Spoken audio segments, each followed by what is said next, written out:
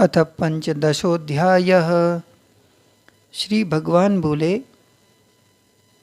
आदि पुरुष परमेश्वर रूप मूल वाले और ब्रह्मा रूप मुख्य शाखा वाले जिस संसार रूप पीपल के वृक्ष को अविनाशी कहते हैं तथा वेद जिसके पत्ते कहे गए हैं, उस संसार रूप वृक्ष को जो पुरुष मूल सहित तत्व से जानता है वह वेद के तात्पर्य को जानने वाला है। उस संसार वृक्ष की तीनों गुणों रूप जल के द्वारा बढ़ी हुई एवं विषय भोग रूप कोपलों वाली देव, मनुष्य और तिर्यक आदि योनि रूप शाखाएं नीचे और ऊपर सर्वत्र फैली हुई हैं तथा मनुष्य लोक में कर्मों के अनुसार बांधने वाली अहमता, ममता और वासना रूप जड़ें भी नीचे और ऊपर सभी लोकों में व्याप्त हो रही है। इस संसार वृक्ष का स्वरूप जैसा कहा है वैसा यहाँ विचार काल में नहीं पाया जाता, क्योंकि न तो इसका आदि है और न अंत है तथा न इसकी अच्छी प्रकार से स्थिति ही है। इसलिए इस अहमता, ममता और वासना रूप अति दृढ़ मूलों वाले संसार रूप पीपल के वृक्ष को दृढ़ वैराग्य रूप शस्त्र द्वारा काट कर उसके पश्चात उस परम पद रूप परमेश्वर को भली भांति खोजना चाहिए,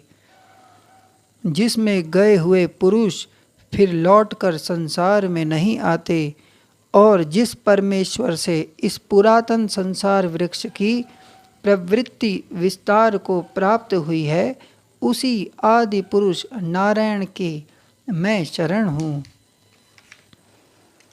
इस प्रकार दृढ़ निश्चय करके उस परमेश्वर का मनन और निधि ध्यासन करना चाहिए,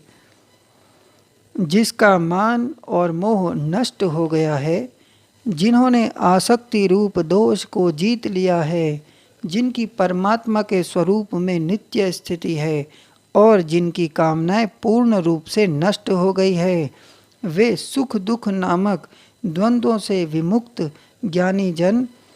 उस अविनाशी परम पद को प्राप्त होते हैं। जिस परम पद को प्राप्त होकर मनुष्य लौटकर संसार में नहीं आते, उस स्वयं प्रकाश परम पद को न सूर्य प्रकाशित कर सकता है, न चंद्रमा और न अग्नि ही, वही मेरा परम धाम है। इस देह में यह सनातन जीवात्मा मेरा ही अंश है और वही इन प्रकृति में स्थित मन और पांचों इंद्रियों को आकर्षण करता है। वायु गंध के स्थान से गंध को जैसे ग्रहण करके ले जाता है, वैसे ही देहादि का स्वामी जीवात्मा भी जिस शरीर का त्याग करता है, उससे इन मन सहित इंद्रियों को ग्रहण करके फिर जिस शरीर को प्राप्त होता है उसमें जाता है। यह जीवात्मा श्रोत्र, चक्षु और त्वचा को तथा रसना, घ्राण और मन को आश्रय करके अर्थात इन सबके सहारे से ही विषयों का सेवन करता है। शरीर को छोड़कर जाते हुए को अथवा शरीर में स्थित हुए को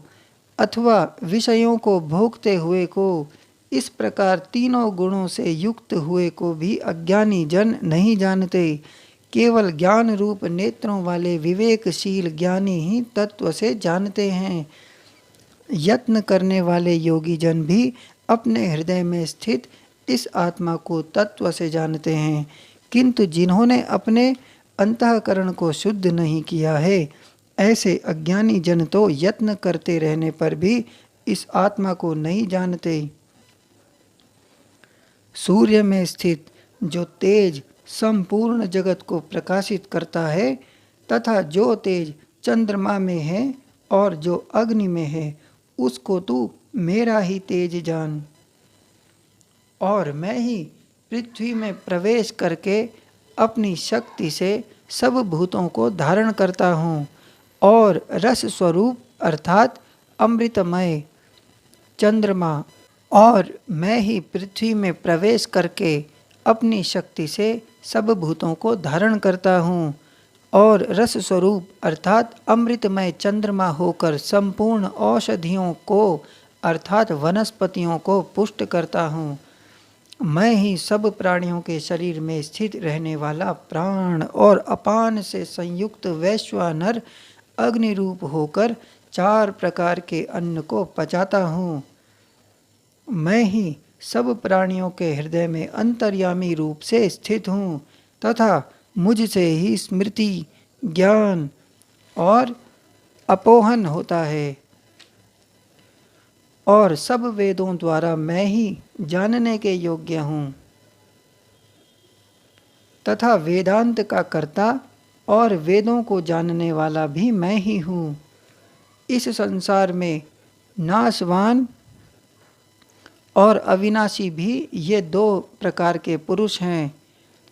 इनमें संपूर्ण भूत प्राणियों के शरीर तो नाशवान और जीवात्मा अविनाशी कहा जाता है। इन दोनों से उत्तम पुरुष तो अन्य ही है जो तीनों लोकों में प्रवेश करके सबका धारण पोषण करता है एवं अविनाशी परमेश्वर और परमात्मा इस प्रकार कहा गया है क्योंकि मैं नाशवान जड़ वर्ग क्षेत्र से तो सर्वथा अतीत हूँ और अविनाशी जीवात्मा से भी उत्तम हूँ, इसलिए लोक में और वेद में भी पुरुषोत्तम नाम से प्रसिद्ध हूँ। भारत, जो ज्ञानी पुरुष मुझको इस प्रकार तत्व से पुरुषोत्तम जानता है वह सर्वज्ञ पुरुष सब प्रकार से निरंतर मुझ वासुदेव परमेश्वर को ही भजता है। हे निष्पाप अर्जुन, इस प्रकार यह अति रहस्य युक्त गोपनीय शास्त्र मेरे द्वारा कहा गया। इसको तत्व से जानकर मनुष्य ज्ञानवान और कृतार्थ हो जाता है। ओम तत्सदिति श्रीमद्भगवद्गीतासु उपनिषत्सु ब्रह्म विद्यायां योग शास्त्रे श्री कृष्णार्जुन संवादे पुरुषोत्तम योगो नाम 15 धन्यवाद।